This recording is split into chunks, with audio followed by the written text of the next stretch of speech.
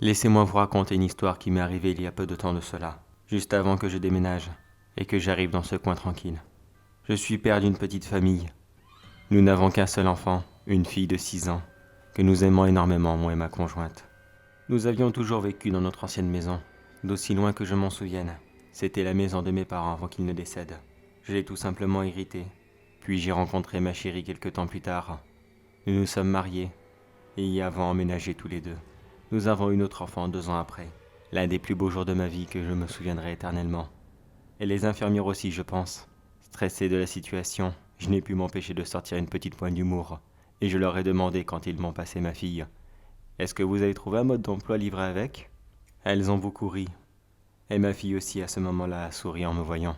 Je ne pense pas qu'elle avait compris la blague, mais moi j'ai su qu'ensemble on allait bien s'amuser. Entre le jour de sa naissance et les derniers événements que nous avons connus dans l'ancienne maison, il ne s'était rien passé de spécial. Nous étions monsieur et madame tout-le-monde, avec notre fille chérie, et nous vivions une vie heureuse et tout à fait tranquille.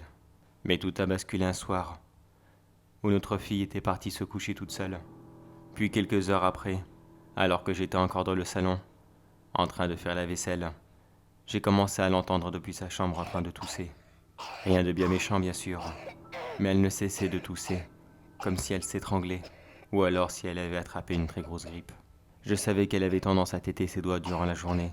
J'ai donc rationalisé, en supposant qu'elle s'était endormie avec, et que c'était le fait de les avoir dans la bouche qui devait la faire tousser. Cela a duré quasiment toute la nuit. J'ai eu trop peur de la réveiller. Le lendemain, quand je suis allé voir, elle se sentait très bien. La toux était partie, et elle n'avait pas de fièvre. J'ai donc supposé qu'elle tétait ses doigts, et j'ai passé le reste de la journée à lui faire un mini-discours, sans la réprimander bien sûr, sur les dangers qu'il y avait avec ce geste banal. J'avais pratiquement réussi à la convaincre, surtout quand je lui ai dit qu'elle allait devoir avoir un appareil dentaire, car téter ses doigts lui faisait un énorme écart dans la bouche entre ses deux mâchoires, et elle allait devoir y passer. Je ne l'ai pas vu téter ses doigts de toute la soirée. Apparemment ma stratégie a marché. J'étais très fier de moi, et nous avons continué le reste de la soirée, comme d'habitude bien tranquillement. Ce soir-là, je me suis couché plus tôt. J'avais énormément de choses à faire le lendemain, et je ne pouvais pas me permettre de rester éveillé très tard ce soir-là. Mais depuis ma chambre, j'entendais encore ma fille, qui ne cessait de tousser, comme la nuit précédente, pour je ne sais pas quelle raison. Cette fois-ci encore, j'ai laissé faire, pensant simplement que ce tic serait beaucoup plus difficile à faire partir que je l'avais prévu.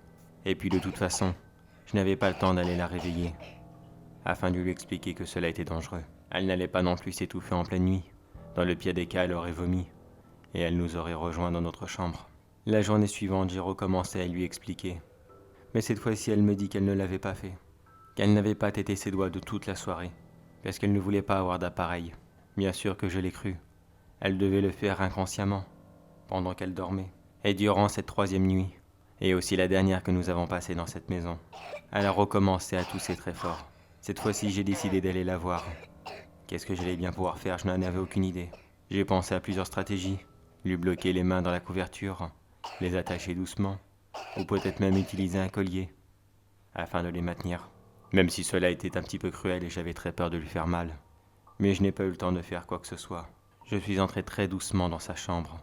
J'espérais dans un premier temps pouvoir essayer de lui enlever les doigts de la bouche, sans même la réveiller.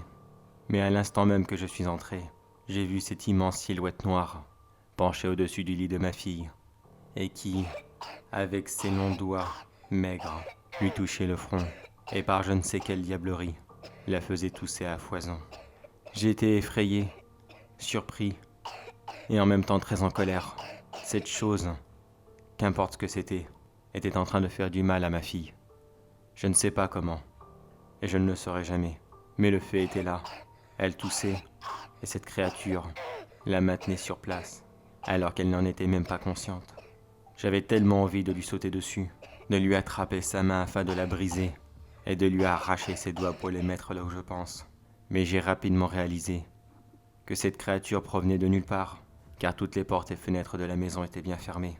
Alors si elle apparaissait comme ça, elle pouvait aussi bien disparaître de la même façon. Je n'avais donc qu'une seule chance devant moi, afin d'essayer de la faire partir.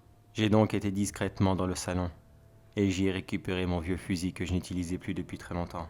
Je l'ai chargé et je suis discrètement retourné dans la chambre où j'ai maintenu en joue la créature qui ne portait absolument pas attention à ma présence, comme si elle était bien trop occupée à prendre un malin plaisir à torturer ma fille.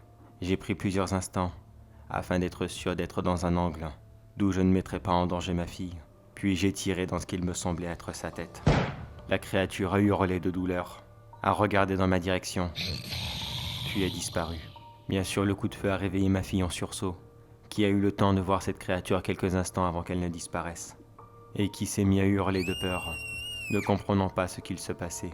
Ma femme est arrivée en trempe dans la chambre quelques instants plus tard, me demandant pourquoi j'avais tiré comme ça, et qui avait hurlé. Je lui ai expliqué toute la scène. Bien sûr, elle ne m'a pas cru, et elle m'a même demandé d'aller ranger ça, et de ne plus m'approcher d'elle. Mais par chance, j'ai quand même eu la lucidité d'essayer de prendre une photo de la créature, avant même que je ne lui tire dessus. Cette simple photo, même si elle n'était pas très bonne, a suffi à convaincre ma femme, qui n'a cessé de la fixer avec un regard de tristesse pendant plusieurs longues minutes. Elle n'a rien dit d'autre à part « Il faut qu'on parte tout de suite ». Nous avons pris le minimum d'affaires, et nous sommes partis dans un hôtel, afin d'y passer le reste de la nuit. Le lendemain, nous sommes allés chez les parents de ma conjointe, et nous leur avons tout simplement expliqué que la maison était infestée de rats, et que nous ne pouvions pas y rester, et qui de toute façon, cela faisait un moment qu'on voulait changer de coin, et que cela était la meilleure des raisons pour enfin franchir le pas. C'était un mensonge bien sûr, mais on ne pouvait pas leur expliquer la vérité. Depuis, nous avons déménagé. Ma fille n'est plus jamais retournée dans l'ancienne maison. Nous avons tout simplement fait plusieurs allers-retours, et nous avons récupéré nos affaires très doucement. Nous avions très peur d'y aller en pleine nuit, et comme nous étions en période d'hiver, le soleil se levait assez tard et se couchait très tôt. Les journées étaient assez courtes pour déménager, mais maintenant ça y est, cela est fait. Mais maintenant que nous avons retrouvé notre petit confort et notre tranquillité, j'ai encore quelques questions en tête. Qui était cette créature? Pourquoi s'en est-elle pris à ma fille comme cela? Et surtout, pourquoi ma conjointe a fait cette tête en voyant cette photo?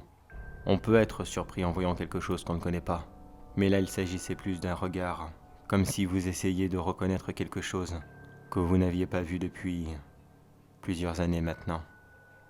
Qu'est-ce qu'elle me cache comme ça?